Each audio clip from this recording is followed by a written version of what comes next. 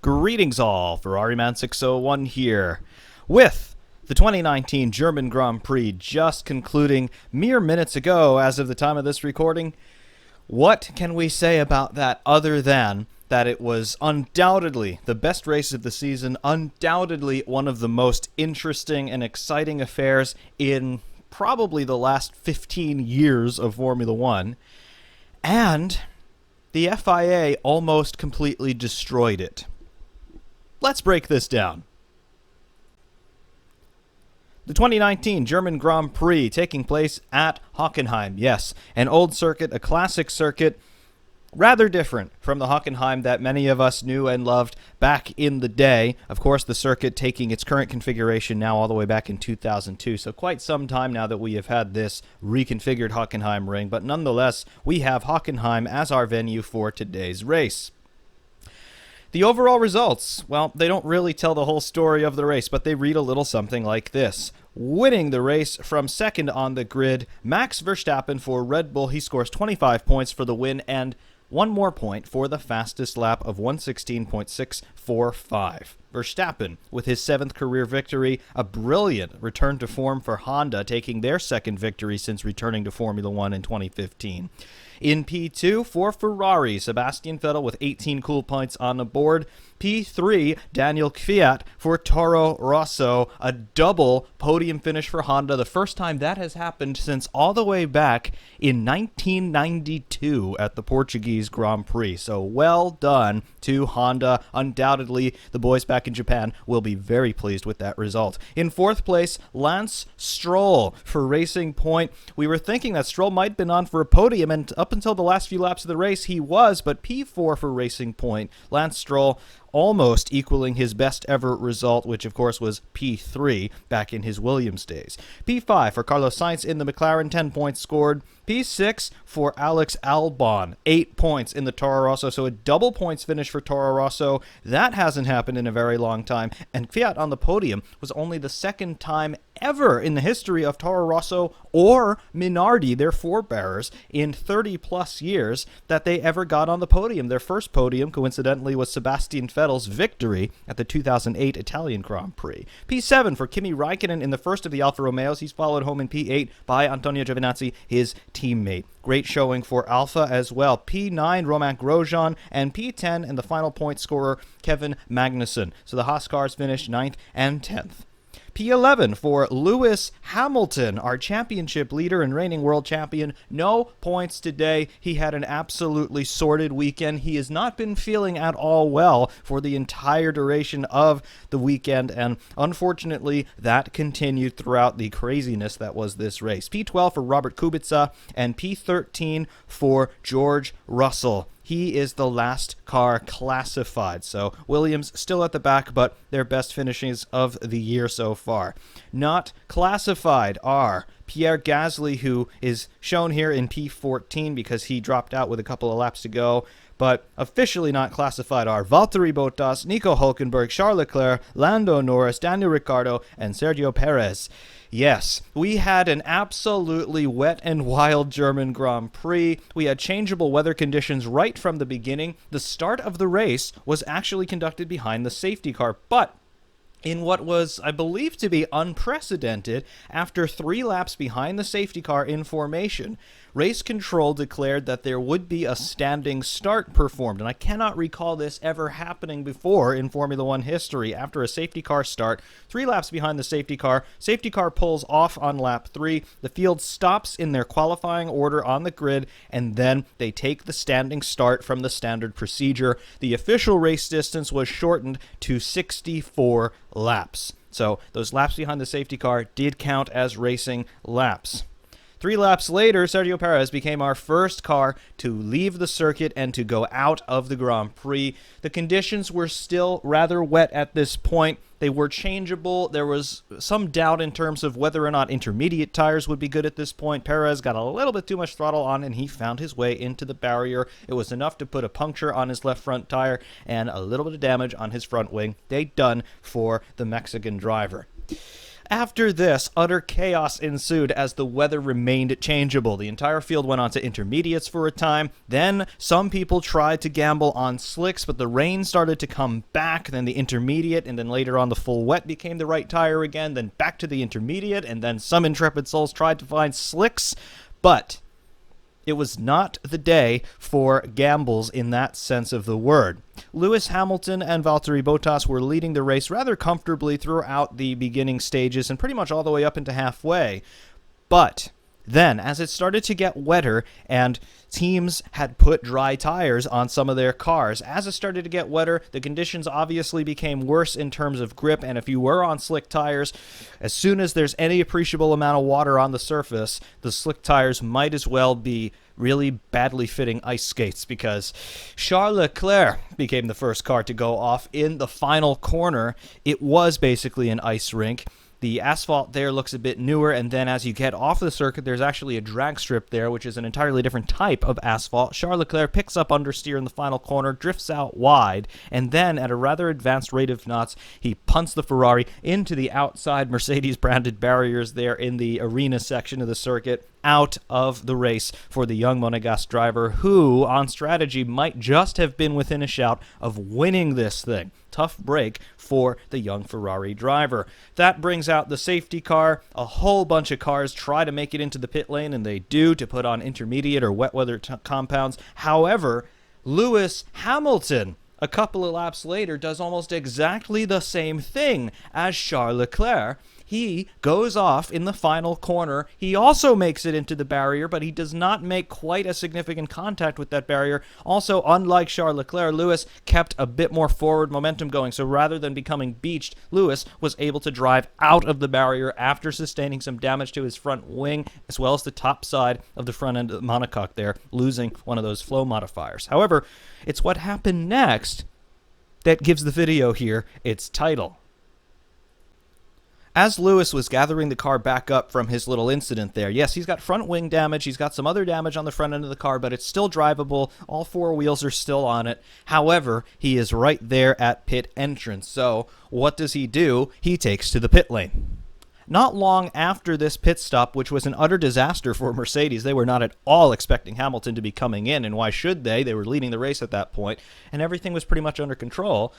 Hamilton has his incident, and he takes to the pit lane. However, when he took to the pit lane, he entered the pit lane from the left side of the bollard that delineates the official start of the pit entry. Under normal conditions, the drivers are obliged to enter pit lane from the right side of that bollard. Hamilton, coming out of the final corner, out of the gravel trap there like he just didn't have the sufficient angular clearance to make that turn around the right side of the bollard to enter pit lane. So, race control deemed that Hamilton entered pit lane unsafely, and they levied a 5-second time penalty against the Englishman. We were in the midst of having an absolutely extraordinary race. Lewis Hamilton made a critical error. This is not something that we often see from the world champion, but there it was. And then immediately the FIA have to step in and say, no, you can't do that. We can't let the results on track stand. You have to serve a penalty. Now, I know that many of you quite rightly will be saying, well, if the rules say you have to enter the pit lane passing the bollard to the right, then you have to enter the pit lane passing the bollard to the right. However, in this situation, Hamilton had just hit a barrier, his car is damaged, there are pieces of jagged carbon dangling off the side of it. Is it really better for a driver to keep driving a damaged car around under racing conditions, albeit under safety car at this point, for another lap, just so that he can pass a piece of rubber on the right side versus the left side? Or is it better that a driver take a damaged car off the racetrack as soon as possible and pit for repairs? I'm going to go for the latter there. I don't see how it possibly could be unsafe to pass a bollard on a left side versus on a right side, especially since you're driving a car that is carrying some significant damage and could pose a threat to other drivers if debris starts flying off of it. Once again, the FIA's bureaucracy gets in the way of common sense, and the world champion is handed a time penalty for it. In my opinion, he was doing the absolute safest thing possible. He did not cut across the racetrack recklessly in getting to the pit lane. It was not like he jumped in front of another car also trying to get into the pit lane. He was simply trying to recover a damaged car out of a dangerous situation. The car itself was in a dangerous condition, but no, the FIA don't look at that as, okay, it's self-preservation, he's thinking of the welfare of the other drivers as well. No, the FIA have to go out and say, no, you passed a piece of rubber incorrectly, therefore you get a penalty for it. It's ridiculousness. It did not need to be there. Ultimately, the penalty did not end up affecting the final race order because Hamilton was able to serve that penalty later on in a later pit stop, and Hamilton had a spin late in the race anyway, which dropped him all the way down the order, ultimately finishing only ahead of the two Williams cars. But that was a talking point that absolutely did not need to happen. If Hamilton did not have that spin at the end, if he was unable to reach the pit lane later on in the race, then we would have had another penalty that would impact the final results at the checkered flag. It would have impacted the world champion. That's exactly the sort of publicity that Formula One does not need. That's exactly the sort of criticism that me and other fans have been levying toward the FIA in recent weeks.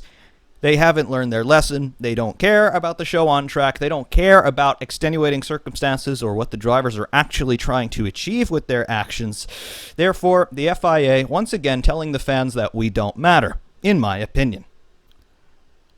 After the Hamilton schmozzle, we got back to racing. Nico Hülkenberg was running up there in P2 and P3. Sebastian Vettel, resurgent after starting 20th and last on the grid, was fighting his way up toward the front of the pack.